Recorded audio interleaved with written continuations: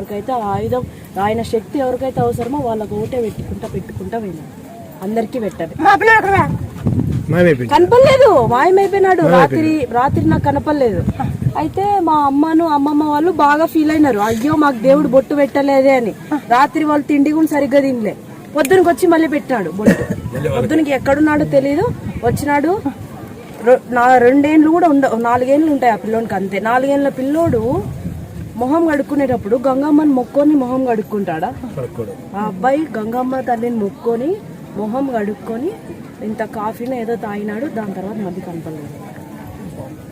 సాక్షిగా నీ సాక్షిగా నేను చెప్పేది అబద్ధం కాదు. ఆంజనేయ స్వామి సాక్షిగా అంటే బొట్టు పెట్టించుకున్నాం మేము. నువ్వు ఎట్లా చెప్పితే ఆ అబ్బాయి అట్లనే ఉన్నాడు. వేరే వాళ్ళ చొమ్ము పెట్టింటే అన్నం తినేది, వాళ్ళ చొమ్ము ఎత్తుకొని పోయి ఇట్లే పరిగెత్తేది, ఇట్లనే పరిగెత్తేది, ఇట్లనే అట్లే. ఇద్దరు ఆడలు